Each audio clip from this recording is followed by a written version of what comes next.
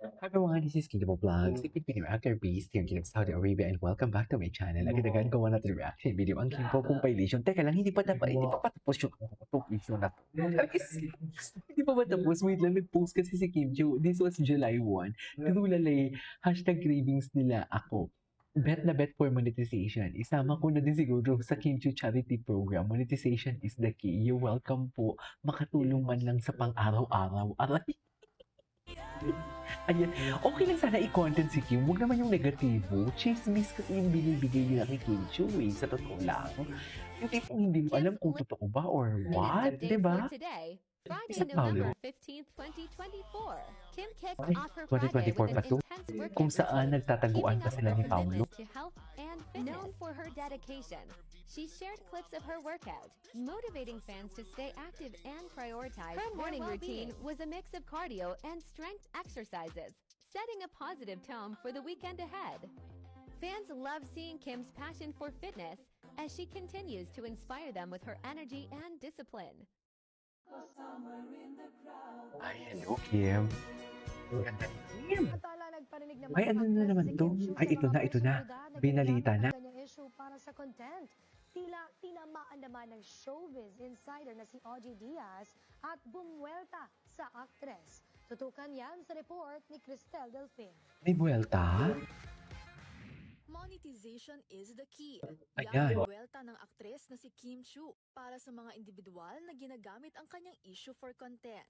Anya, welcome raw sila lalo na sa kanyang charity program nang makatulong sa kanilang pang-araw-araw. Isang netizen naman ang nagpahiwatig na tila parinig daw ito kay Ogie Diaz.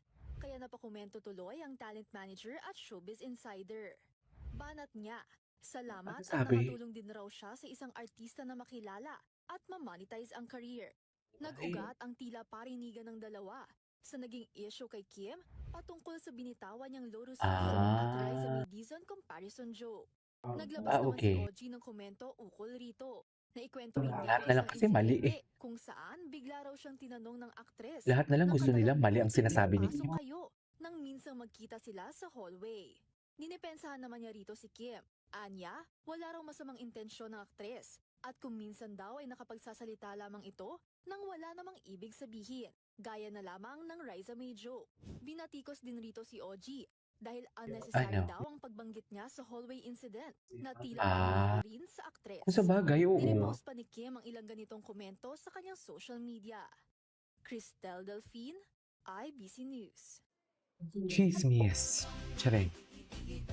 Ewan ko sa Ay, hello. Ay, di edited yan eh. This one, Copino, Ay, ano of to? course, yun nga nasabi Copino? natin is Korean and Filipino. So, syempre may Korea magic. We will go to Korea to shoot some of the scenes with Korean actors. So, this is something very new and very Sa ating showbiz chika, tila nasa sad Ano? girl era na naman daw ngayon ang aktres na si Kim Chiu.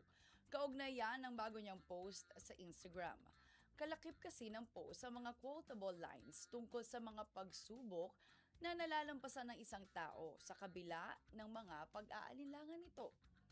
Iniugnay ito ng ilan sa kinakaharap na issue ngayon ng Chinita Princess, kung saan dawit ang TV host na si Raisa May Dizon. Matatanda ang naging kontrobersyal si Kim nang banggitin ito. Ewan ko si Raisa ngayon, hindi apektado eh. Sa harap ni Jugs Diba? Chubata, na nakakos Nag-hype pa siya kay Kim kahapon. Lotus Fit. Dahil sa bagong post ni Kim, iniintriga ng ilan ng aktres at sinasabing ginagamitan daw nito ng pa-victim card ang issue para siya ang kaawaan. Alam mo bakit hindi nila pinapansin ni Liza at ni Kim? Kasi ang mga bashers din to minsan, mga tao din to. Matagal nang ginagamit Sila din ng yung gumagato. Pilipinas na ka-look alike nito, si Raisa.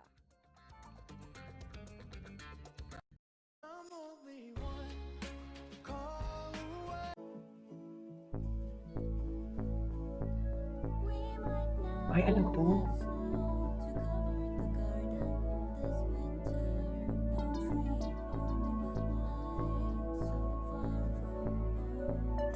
Ay, hello. Post ni Kim.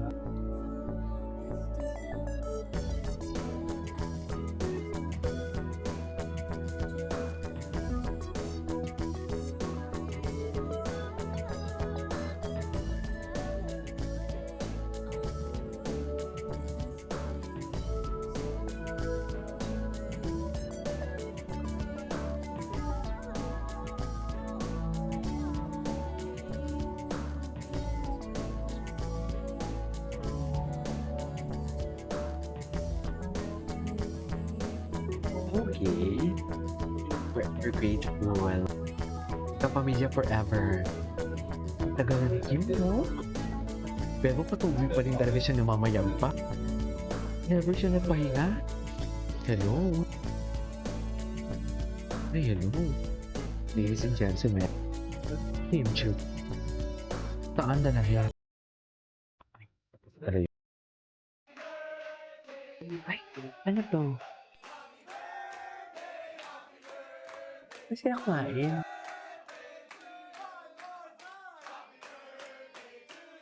O, loko. Ano si Kim Chu?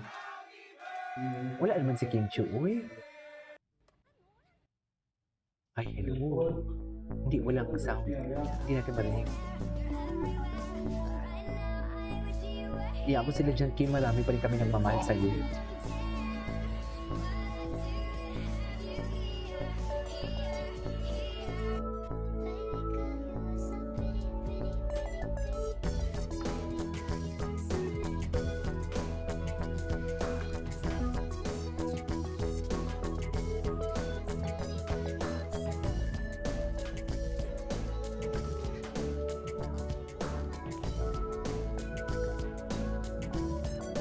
Ay, bongga Glutasi. Glutasi? Yan din yung kay Paul. Kay ano, di ba? Kay David Licauco.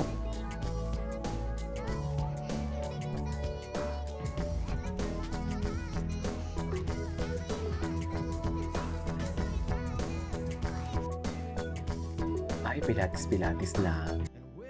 Papaya. Saan punta, Kim? Yan ang sinasabi ko, Kim. Charit.